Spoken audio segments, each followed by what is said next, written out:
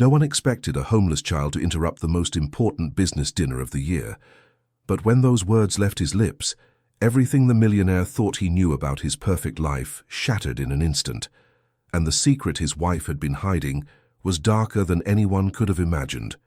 It was a warm September evening in Manhattan when 12-year-old Marcus sat on the cold sidewalk outside Lumiere, one of the most exclusive French restaurants in the city.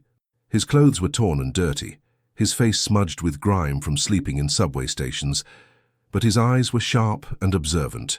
Marcus had lived on the streets for 8 months now, ever since his mother died, and he had nowhere else to go. He'd learned to survive by being invisible, by watching people, by understanding patterns that others missed. But Marcus had something else that made him special. He had an extraordinary ability to read people, not their words, but their intentions. He could see when someone was lying, when someone was planning something bad. It was like a sixth sense, something he'd had since he was a child. His mother used to call it his gift. Now it was his survival tool. That evening, Marcus was watching the entrance of Lumiere, hoping for some generous soul to give him leftover food or spare change. That's when he saw them arrive. A tall, handsome man in his 40s, clearly wealthy from his tailored suit and confident walk. Next to him was a stunning woman in her 30s, blonde hair perfectly styled, wearing a dress that probably cost more than most people's monthly rent. They looked like the perfect couple. The man was James Harrison, a tech billionaire whose face was on magazine covers. Everyone in New York knew who he was. The woman was his wife, Victoria Harrison, a former model who now ran a successful lifestyle brand. But something caught Marcus's attention. As they walked past him toward the restaurant entrance, he saw Victoria's expression when she thought no one was looking. It wasn't love. It wasn't happiness. It was something cold, something calculating. Marcus had seen that look before, on the faces of people planning something terrible. He watched as they entered the restaurant. Through the large windows, he could see them being seated at a private corner table. This was clearly an important dinner. Marcus noticed another couple joining them, older, distinguished-looking. Business partners, maybe investors. Marcus should have looked away, should have focused on his own survival, but something made him keep watching. That cold look in Victoria's eyes haunted him. He'd learned to trust his instincts on the street. They'd kept him alive. About 20 minutes into the dinner, Marcus saw something that made his blood run cold. Victoria excused herself from the table, walking toward the restrooms. But she didn't go to the ladies' room. Instead, she stepped into a small alcove near the kitchen entrance, looking around to make sure no one was watching. Then she pulled out a small vial from her designer purse. It contained a clear liquid. Marcus's heart started racing. He'd seen drug dealers on the street handle vials like that. But this woman wasn't a drug dealer. She was the wife of one of the richest men in America. What was she doing? Victoria returned to the table. Marcus pressed his face closer to the window, ignoring the cold glass against his cheek. He watched as she sat down, laughing at something one of the other guests said. Then, in a movement so smooth it would have been invisible to anyone not specifically watching for it, she reached for James's wine glass. In the moment everyone else was distracted by the waiter serving their appetizers, Victoria's hand hovered over the glass. A single drop fell from her fingers into the deep red wine. Marcus felt sick. He didn't know what that liquid was, but every instinct screamed that it was dangerous. He'd seen enough bad things on the streets to recognize evil when he saw it. And this was evil. He watched as James picked up his wine glass, bringing it toward his lips. The other guests were talking, laughing. Victoria's face was perfectly composed, but Marcus could see the tension in her shoulders, the way her eyes fixed on that glass. Marcus didn't think. He just moved. He ran toward the restaurant entrance, but the doorman immediately blocked his path. "Whoa, kid, where do you think you're going?" "Please, I need to tell someone something. It's important." The doorman looked at the dirty homeless boy and shook his head. "This is a private establishment. You can't just walk in here." "But someone's in danger, please." "Look, kid, I don't want to call the cops, but I will if you don't leave." Through the window, Marcus could see James lifting the wine glass higher. In seconds, he would drink it. Marcus had to do something. He ducked under the doorman's arm and ran inside. "Hey, get back here!" Marcus ran through the elegant restaurant, past shocked diners, heading straight for James Harrison's table. The security guard was right behind him, but Marcus was faster. He reached the table just as James was about to take a sip. Sir, your wife hid something in your drink," Marcus shouted, his young voice cutting through the refined atmosphere. Everything stopped. James froze, the wineglass inches from his lips. Victoria's face went pale. The other guests stared in shock at the dirty homeless child who had just burst into their private dinner. "What did you say?" James asked slowly, lowering the glass. "Your wife put something in your wine. I saw her. She had a vial. She dropped something in your glass when no one was looking." The security guard grabbed Marcus by the shoulder. "I'm so sorry, Mr. Harrison. I'll remove him immediately."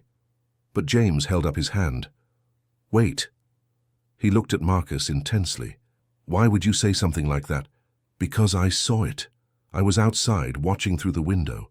She went to that alcove over there, took out a small vial from her purse, came back, and when everyone was distracted, she put something in your drink." Victoria laughed, but it sounded forced. "James, this is ridiculous. This child is clearly disturbed. He's probably high on something." "I'm not high," Marcus said firmly. "I'm just telling you what I saw." James looked at his wife. Something in her expression made him pause. After 17 years of marriage, he knew her face better than his own. And right now she looked scared, not offended, not confused, scared. "Victoria, empty your purse," James said quietly. "What?" "James, you can't be serious. You're going to believe some homeless kid over your own wife? Empty your purse now." The other couple at the table looked deeply uncomfortable. Victoria's hands were shaking as she picked up her designer handbag. "This is humiliating. I can't believe you're doing this." "Just do it," James said, his voice harder now. Victoria opened her purse and turned it upside down on the white tablecloth. Lipstick, compact mirror, phone, wallet, keys, but no vial. "See? There's nothing. This kid is lying." Victoria turned to Marcus with cold fury in her eyes. "Why are you doing this? Did someone pay you to ruin my dinner?" But Marcus shook his head. "You hid it. You must have hidden it somewhere after you used it." James picked up his wineglass, looking at it carefully. "If there's nothing in here, then there's no harm in testing it, right?" "James, this is insane." But James was already signaling to the restaurant manager who had appeared at the commotion. "I need this wine tested, immediately. I want to know exactly what's in it." The manager, a polished Frenchman named Pierre, looked flustered. "Monsieur Harrison, I assure you, our wine is of the finest quality. I'm not questioning your wine. I'm questioning what was added to it. I want it tested. Now, I'll pay whatever it costs." Pierre nodded nervously. "Of course, I'll have it sent to our supplier's laboratory. They can run tests tonight." "Not good enough. I want it tested now. Call the police. They have field testing kits for drugs." Victoria stood up abruptly. "I'm not sitting here while you humiliate me based on the lies of some street urchin. I'm leaving." "Sit down, Victoria." Something in James's voice made her freeze. She'd never heard him use that tone before. Cold, commanding. The voice of a man who'd built a billion-dollar empire and wasn't used to being crossed. "If you're innocent, you'll wait for the test results. If you leave now, I'll know the boy is telling the truth." Slowly, Victoria sat back down. Her face was a mask of controlled fury, but Marcus could see the fear underneath. He'd seen that look on people's faces before, the look of someone whose plan had just fallen apart. The police arrived within 15 minutes. James Harrison's name commanded that kind of response. 2 officers, one older and experienced, one younger, listened as James explained the situation. They looked skeptically at Marcus. "Son, do you understand how serious it is to make false accusations?" the older officer asked. "I'm not making false accusations. I saw what I saw." The younger officer pulled out a small testing kit. "We can do a preliminary field test. If anything unusual shows up, we'll send it to the lab for detailed analysis."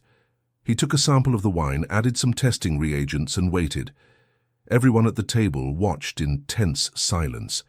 Victoria's hands were clenched so tight her knuckles were white. The test strip changed color. The young officer's eyes widened. Sir, we're getting a positive result for benzodiazepines. That's a class of sedatives." "That's impossible," Victoria said, but her voice cracked. "The wine must have been contaminated at the source." The older officer looked at her carefully. "Ma'am, we'll need to ask you some questions." "I'm not answering anything without my lawyer." And just like that, everyone knew. An innocent person would have been outraged, would have demanded to know how the wine was contaminated. But Victoria's immediate call for a lawyer was as good as a confession. James set down his wineglass, his hand remarkably steady despite the fact that his world was crumbling. "Why?" he asked his wife softly. "Just tell me why." Victoria looked at him, and for a moment Marcus saw something other than cold calculation in her eyes. Desperation. "Because I'm tired, James. Tired of being your trophy wife. Tired of smiling for cameras. Tired of living in your shadow. So you tried to poison me?" "Not poison. Just enough to make you sick. Sick enough that you'd need care. Sick enough that I could control things, control the money, the company, everything." Her voice grew bitter. "Did you know that despite being married for 17 years, I have almost nothing in my own name? You made me sign that prenup. If I divorced you, I'd get basically nothing. But if you were incapacitated, if I became your caretaker, I'd have power of attorney. I'd control everything." The other couple at the table quietly excused themselves and left. This had become way too personal, too dark. "You were going to drug me into incompetence?" James's voice was hollow. "For how long?" "As long as necessary. The doctors would have thought it was early-onset dementia or some neurological disorder. By the time anyone figured it out, if they ever did, I'd have transferred enough assets to secure my future." Marcus stood silently, watching this all unfold. Part of him wished he'd never said anything. This was too big, too painful. But he knew he'd done the right thing. This man would have been destroyed slowly by someone he trusted most. The older officer stepped forward. "Mrs. Harrison, I'm placing you under arrest for attempted poisoning and attempted assault. You have the right to remain silent." As the officer read Victoria her rights and led her out of the restaurant in handcuffs, photographers outside went crazy. This would be front-page news by morning. The perfect couple wasn't so perfect after all. James sat alone at the table, staring at nothing. The other guests and most of the restaurant staff had discreetly moved away, giving him space. Only Marcus remained, standing awkwardly a few feet away, not sure if he should leave. Finally, James looked up at him. "What's your name?" "Marcus, sir." "Marcus, you saved my life tonight. Do you understand that? In a few months I would have been a shell of myself, and no one would have known why. I just did what was right." James studied the boy more carefully now. "How old are you?" 12. "And you live on the streets?" Marcus nodded. "My mom died 8 months ago. I don't have anywhere else to go." "What about family? Foster care?" "No family, and I ran from foster care, the home they put me in." Marcus trailed off, not wanting to talk about it. James was quiet for a long moment. Then he said, "I can't let you go back to the streets. Not after what you did for me. I don't need charity, sir. It's not charity, it's gratitude, and maybe something more." James seemed to be thinking out loud now. "I built my company from nothing, Marcus.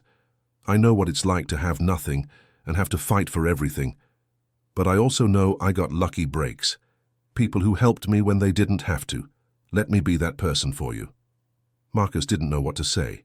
He'd learned not to trust promises from adults. They always sounded good, but rarely followed through. As if reading his thoughts, James pulled out his phone. "I'm calling my lawyer right now, and a social worker I know who works with homeless youth. We're going to figure this out, tonight. You're not sleeping on the street tonight, or any night after this." "Why are you doing this?" James looked at the boy, really looked at him. "Because you have a gift, Marcus. You see things other people don't. You have courage that most adults don't have. And you used those gifts to save a stranger. That's extraordinary. People like you are rare. And if I let you disappear back onto the streets, if I let that gift be wasted, I'd be as guilty of a crime as my wife." Over the next hour, as police took statements and the restaurant slowly returned to normal, James made call after call. His lawyer arrived along with a social worker named Catherine who specialized in cases like Marcus's. They talked with him gently, asked about his situation, explained the options. "We can arrange emergency foster placement tonight," Catherine said. "Somewhere safe, and then we'll work on finding you a permanent home." But James shook his head. "I have a better idea. I want to apply to become his foster parent. Immediately. Everyone stared at him. Sir, Catherine said carefully, that's very generous, but the process takes time. Background checks, home studies, training. I'll fast-track everything. Money isn't an issue. I have the space, the resources. And more importantly, I owe this boy my life. Catherine looked at Marcus. What do you think, Marcus? Would you be comfortable with that? Marcus looked at James. He used his gift, the same instinct that had saved James's life, to read the man, and what he saw was genuine. No ulterior motives, no hidden agenda. Just a man who'd lost everything tonight and wanted to do something good in the wreckage. Okay, Marcus said quietly. I'll try it. That night, Marcus didn't sleep in a subway station or a doorway. He slept in a guest room in James Harrison's penthouse apartment in Tribeca, in a bed softer than anything he'd ever felt. He took his first hot shower in months, ate his first real meal. But more than the physical comfort, what struck Marcus was how James treated him, not as charity case, not as a pet project, but as a person. They talked late into the night about everything and nothing. James told him about building his company, about the failures along the way, about what he'd learned. I thought I had everything, James said at one point, the success, the money, the perfect wife. Turns out I was blind to what was right in front of me. You, a kid living on the streets, saw more clearly than I did. Sometimes when you lose everything, Marcus said, you learn to see what really matters. James nodded slowly. I'm going to remember that. The next morning, the news was everywhere. Tech billionaire's wife arrested for attempted poisoning. Perfect marriage hides dark secret. Homeless boy saves millionaire's life. The media wanted to interview Marcus, but James protected him, his lawyers keeping the press at bay. What mattered now wasn't the story, but what came next. The investigation into Victoria revealed even more disturbing details. She'd been planning this for months, researching untraceable ways to poison someone slowly. The benzodiazepines were just the beginning. She had other substances ready, a careful plan to gradually destroy James's cognitive function while appearing to be the devoted, caring wife. When confronted with the evidence, Victoria's lawyer worked out a plea deal. She'd serve 15 years for attempted murder. The prenup she'd hated so much was enforced, and she got nothing. But that was all background noise to Marcus. His life had changed in ways he couldn't have imagined. James worked with Catherine and moved heaven and earth to expedite the foster care process. Within a month, Marcus was officially placed in James's care. It wasn't easy. Marcus had trauma from his time on the streets, trust issues, nightmares. James hired the best therapists, gave him space when he needed it, support when he asked for it. They learned to be a family, unconventional as it was. James also made sure Marcus got the education he deserved. Private tutors at first, to help him catch up on the schooling he'd missed, then enrollment in one of the best private schools in Manhattan. Marcus struggled at first, felt like he didn't belong among the privileged kids, but gradually he found his place. 3 months after that fateful night at the restaurant, James and Marcus were having dinner at home. Just the two of them, pizza and soda, nothing fancy. I've been thinking, James said, about what you did for me, about your gift. It's not really a gift, just something I notice. No, it's more than that. You have an extraordinary ability to read people, to see truth. That's incredibly valuable. I think you could do a lot of good with it. Like what? Whatever you want. But if you're interested, I'd like to support it. Maybe you could work with law enforcement someday, helping spot deception, or become a therapist, helping people, or use it in business, seeing through the lies people tell. The possibilities are endless. Marcus thought about it. I think I'd like to help other kids like me who have nobody. James smiled. Then that's what we'll do. When you're ready, we'll start a foundation, the Marcus Foundation, helping homeless youth, getting them off the streets, giving them chances. The Marcus Foundation? Your gift saved my life, Marcus. The least I can do is help you use it to save others. And that's exactly what they did. Years later, the Marcus Foundation would become one of the most effective organizations helping homeless youth in America. But that night, it was just a promise between a man who'd lost everything and the boy who'd saved him. As Marcus went to bed that night in his own room with his own things, He thought about how one moment of courage had changed everything. If he'd stayed silent, if he'd minded his own business, James Harrison would have slowly lost his mind, and Victoria would have gotten away with it. But he'd spoken up. He'd done the right thing, even when it was scary, even when no one would have blamed him for staying silent. Sometimes, Marcus thought, the smallest voice can change the biggest life. Sometimes a homeless kid can save a billionaire, and sometimes the people who seem to have everything are the ones who need saving the most. Marcus thought his life had finally found stability, but 3 years after that fateful night at the restaurant, a knock on the door would reveal that Victoria's plan had been far more sinister than anyone imagined. And the truth about why she really wanted James incapacitated would shake everything Marcus believed about the family he'd found. It was a cold November afternoon when Marcus, now 15 years old, returned home from school to the Tribeca penthouse. He'd grown taller, healthier. His face had filled out from regular meals and the trauma of street life had faded from his eyes. He was a straight-A student now, captain of the debate team, and had just been accepted into a prestigious summer program at MIT. Life was good, better than he'd ever imagined possible. James had been the father Marcus never had. They'd made it official 6 months ago when James formally adopted him. No longer foster care. Marcus Harrison was now his legal name. It still felt surreal sometimes. That afternoon, James was in his home office on an important video call with investors in Tokyo. Marcus went to his room to start homework, but something felt off. He couldn't explain it, that old instinct from the streets kicking in, the same instinct that had saved James's life 3 years ago. There was a knock at the front door. Marcus walked over and checked the security monitor. A woman stood there, probably in her 60s, well-dressed with salt and pepper hair and sharp, intelligent eyes. She looked vaguely familiar, but Marcus couldn't place her. He opened the door but kept the security chain on. "Can I help you?" "You're Marcus, aren't you? The boy who saved James Harrison. Who are you?" "My name is Eleanor Victoria Blackwell. Victoria Harrison was my daughter." Marcus felt his stomach drop. Victoria, the woman who'd tried to poison James. She was in prison, serving her 15-year sentence. Why was her mother here? "What do you want?" Eleanor's eyes were sad but determined. "I need to talk to you and James. It's about my daughter, about what really happened. Please, I wouldn't be here if it wasn't important." Something in Marcus's gut told him to listen, that same instinct that never failed him. "Wait here." He closed the door and went to James's office, knocking quietly. James looked up from his screen, held up one finger to indicate he'd be another minute.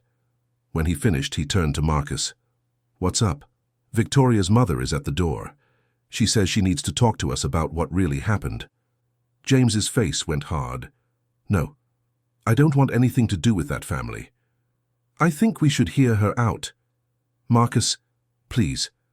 My instinct is telling me this is important. When has my instinct been wrong?" James stared at him for a long moment, then sighed. "Fine, but if this is some kind of scheme, then we'll handle it together." They let Eleanor into the apartment. She sat on the edge of the expensive leather couch, looking uncomfortable in the luxurious space. James remained standing, arms crossed defensively. Marcus sat across from her, watching her face carefully with that gift of his. "You have 5 minutes, James said coldly. "Then I'm calling security." Eleanor nodded. "I understand your anger. What my daughter did was unforgivable. But I need you to understand that Victoria isn't who you think she is. Or rather, she is, but there's more to the story. More to attempting murder?" James's voice was ice. "My daughter has a brain tumor." Silence filled the room. Marcus leaned forward. "What?" "A brain tumor. In her frontal lobe. It was discovered 2 months after her arrest, during a routine medical exam in prison. It had been growing for years, probably 5 or 6 years before she tried to poison you, James." "That's convenient," James said. "A medical excuse for attempted murder." But Eleanor shook her head. "It's not an excuse, it's an explanation. The frontal lobe controls personality, decision-making, impulse control. As the tumor grew, it changed who my daughter was. The Victoria who married you 17 years ago wouldn't have hurt anyone, but the Victoria of 3 years ago, with a tumor pressing on her brain, wasn't thinking rationally anymore." Marcus watched Eleanor's face. She wasn't lying. He could see the grief there, the genuine pain of a mother watching her daughter become someone else. "Why are you telling us this?" Marcus asked. "Because Victoria is dying. The tumor is inoperable. They give her maybe 6 months. And before she dies, she wants to apologize, to explain, to help you understand that the woman who tried to hurt you wasn't really her, not the real her." James sat down heavily. "I don't know what you expect from me. I'm not asking for forgiveness. I'm not even asking you to see her, though she'd like that. I'm asking you to understand that sometimes people do terrible things because their brain is literally broken. Victoria lost years of her life to this tumor before anyone knew it was there. It stole her personality, her judgment, her very self, and now it's going to steal her life." Marcus felt a strange mix of emotions. Part of him still saw Victoria as the villain who'd tried to destroy James. But another part, the part that had learned empathy and compassion over the past 3 years, saw a tragedy, a woman whose brain had betrayed her, turning her into someone capable of terrible things. "There's something else," Eleanor continued. "Something Victoria only remembered recently, as they've been treating the tumor with radiation to slow it down. In those early years when the tumor was growing but not yet diagnosed, she was having memory blackouts. Periods where she'd lose time and not remember what she'd done." "What does that have to do with anything?" James asked. "Because Victoria isn't the only person who wanted to hurt you. During one of those blackouts, someone approached her, someone who knew she was vulnerable, who saw the personality changes the tumor was causing, someone who encouraged her worst impulses and gave her the idea to poison you." Marcus felt that instinct flare again. "Who?" Eleanor pulled out a folder from her bag. "Your business partner, Richard Chen." James's face went white. "That's impossible. Richard is my closest friend. We built the company together. Did you know that 3 years ago, right before Victoria's arrest, Richard was trying to orchestrate a hostile takeover of your company? That he'd been secretly buying up shares through shell corporations?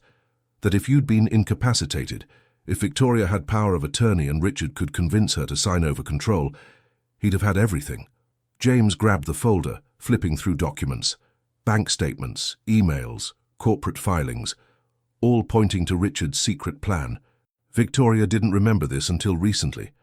But in one of her blackouts about 4 months before she tried to poison you, Richard came to see her. He told her he knew she was unhappy, that she deserved more, and he gave her the name of a pharmacist who could provide medications that might help. She doesn't remember the details. The tumor had already damaged her memory by then, but she remembers Richard's face, his voice encouraging her. Marcus was reading the documents over James's shoulder.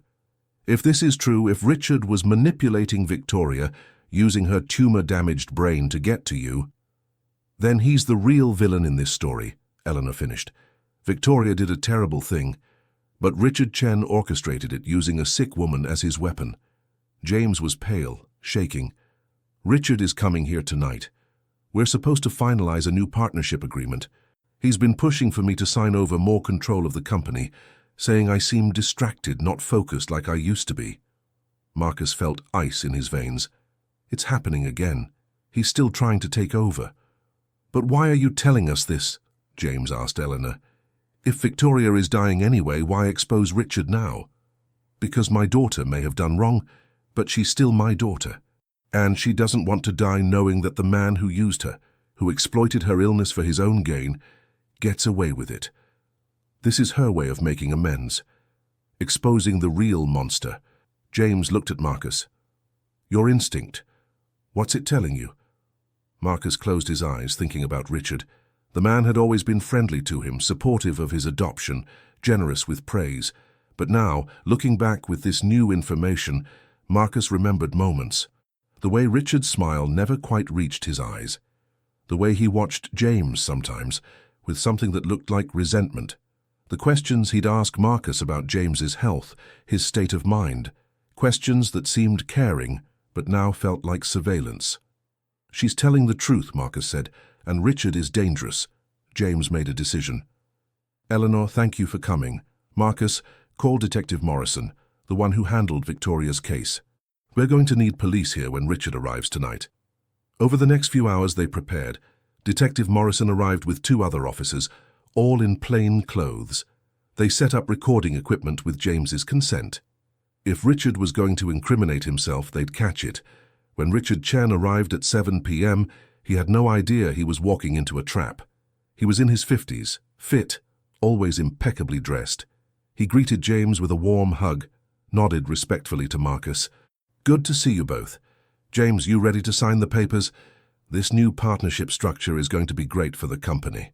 They sat in James's office. Richard spread out documents across the desk. "This gives me more operational control, takes some pressure off you.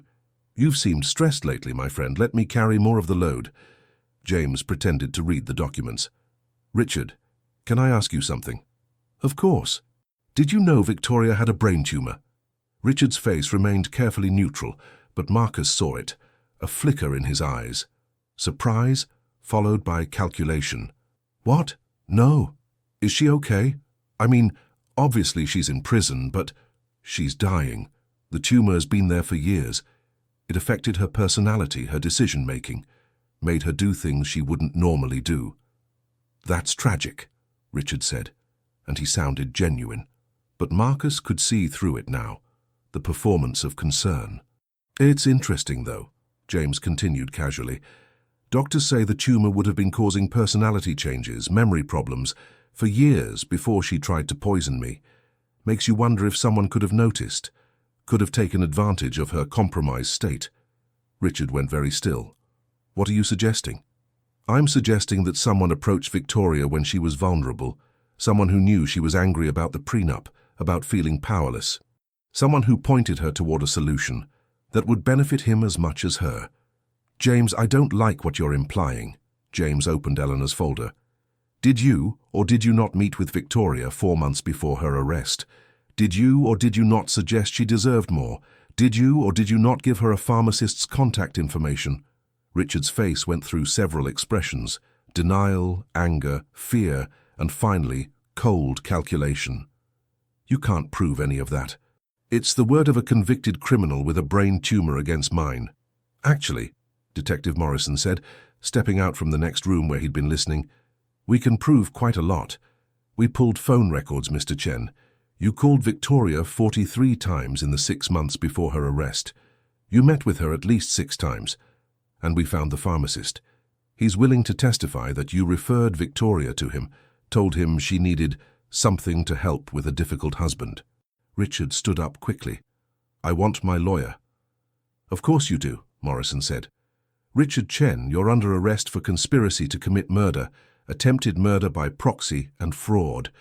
You have the right to remain silent." As Morrison read Richard his rights, the other officers emerged to take Richard into custody. Richard's mask finally dropped completely. He looked at James with pure hatred. "You should have been easy to destroy. Weak, trusting. But you had to have a guardian angel, didn't you?" He glared at Marcus. "A street rat who happened to be watching at the right moment. You know what the odds were of that? Of some homeless kid actually giving a damn." Marcus stood up. "The odds don't matter. What matters is that you used a sick woman to try to murder your best friend. That makes you worse than she ever was." Richard was led away in handcuffs. As the apartment emptied, James sat down heavily, looking exhausted. "I built that company with him. 20 years of partnership, and it was all a lie." "Not all of it," Marcus said. "Maybe in the beginning it was real. But somewhere along the way he changed. Or maybe he was always capable of this, and you just didn't see it. And Victoria, what do I do about her?" Marcus thought about it. "I think you should visit her. Not for her sake. For yours. So you can have closure." 2 weeks later, Marcus and James visited Victoria in the prison hospital ward. She was shockingly thin, her head wrapped in bandages from the radiation treatments, but her eyes were clearer than Marcus remembered from that night at the restaurant. "Thank you for coming," she said softly. "I wasn't sure you would." James sat down across from her. "Your mother came to see us. She told us about the tumor, about Richard." Victoria nodded slowly. "I don't remember everything. The tumor stole so much. But I remember enough to know that I did terrible things. Things that weren't entirely me, but weren't entirely the tumor either. I was angry, James. Angry about feeling powerless. The tumor amplified that anger, destroyed my impulse control, but the anger was mine. Why didn't you tell me you were unhappy? Because I didn't know how, and by the time I realized how unhappy I was, the tumor had already changed me. I wasn't capable of having that conversation anymore. She looked at Marcus. You saved his life. A 15-year-old homeless boy had more courage and integrity than I did. I was 12 at the time, Marcus corrected gently. Even more remarkable. You gave up nothing and risked everything to help a stranger. I had everything and was willing to destroy it all out of selfishness and sickness. They talked for an hour. It wasn't forgiveness, exactly, but it was understanding. Victoria apologized, explained what she could remember, and thanked them for stopping her before she'd succeeded. As they were leaving, Victoria called out, Marcus, take care of him. He needs someone who sees clearly, who isn't blinded by trust or ambition. That's your gift. Don't waste it. Victoria Harrison died 4 months later. James paid for her funeral, and they both attended. Eleanor thanked them with tears in her eyes. Richard Chen's trial was quick. The evidence was overwhelming. He got 25 years for conspiracy to commit murder. During his sentencing, he showed no remorse, only anger at being caught. Life slowly returned to normal for Marcus and James. The company survived the scandal, actually grew stronger once Richard's corrupt practices were removed. James promoted honest people, restructured, and made Marcus a junior partner when he turned 18, teaching him the business from the ground up. Marcus never forgot the lessons of those years, that people were complicated. That illness could change someone fundamentally. That trust was precious and easily exploited, and that sometimes the people who seemed like villains were actually victims, while those who seemed like friends were the real monsters. On Marcus's 18th birthday, James gave him a gift, a foundation in his name funded with $50 million. The Marcus Foundation for Homeless Youth. You always said you wanted to help kids like you used to be. Now you can. Marcus was speechless. This is too much. You gave me my life twice, once when you stopped Victoria and again when you helped expose Richard. This isn't too much. It's not enough. The foundation grew rapidly. Marcus poured his heart into it, using his gift for reading people to identify truly effective programs and screen out scammers. Within 5 years, they'd helped over 10,000 kids get off the streets, get educated, find homes. One evening, Marcus and James were having dinner at home, just the two of them like they often did. James raised his glass. A toast to the kid who saved my life and became my son, and to the man he's becoming. Marcus raised his glass. To second chances, for both of us. They drank, and Marcus thought about that night 10 years ago. A scared homeless kid watching through a restaurant window, seeing something no one else saw. If he'd looked away, if he'd stayed silent, James would be dead or destroyed. Victoria would have either succeeded or died in prison without ever exposing Richard. And Marcus would still be on the streets. Or worse. One moment of courage had changed everything. Not just for him, but for thousands of kids who'd benefit from the foundation. For James, who'd learned to see beyond surfaces. Even for Victoria, who'd gotten a chance at redemption before she died. You know what I've learned, Marcus said. Everyone talks about trust, about giving people the benefit of the doubt, but sometimes the most important thing is knowing when not to trust, when to listen to that instinct that says something's wrong. James nodded. Your gift, still as strong as ever. Stronger. I've learned to refine it over the years. It's not just about seeing bad intentions anymore, it's about seeing truth. All kinds of truth. And what truth do you see when you look at our life now? Marcus looked around the apartment, at the life they'd built together, at the father he'd found in the wreckage of a poisoning attempt. I see that sometimes the worst moments lead to the best outcomes, that families aren't always about blood, and that a kid with nothing can end up with everything that matters. James smiled, and Marcus saw the truth in his eyes too. Gratitude, love, pride, the things that money couldn't buy but that made life worth living. Later that night, as Marcus prepared for bed, he looked at a framed photo on his nightstand. It was from his adoption day, him and James in front of the courthouse, both grinning. He'd come so far from that terrified kid on the streets, but he never forgot where he came from. Every week, he personally visited the foundation's shelters, talked to the kids, listened to their stories. He saw himself in their eyes. The fear, the hunger, the desperate hope that maybe, just maybe, things could get better. And he told them what he'd learned, that one moment of courage could change everything, that doing the right thing, even when it was scary, even when no one would blame you for staying silent, was always worth it. Because sometimes a homeless kid watching through a window was the only thing standing between life and death, between justice and evil, between a future and oblivion. And sometimes that was enough to change the world.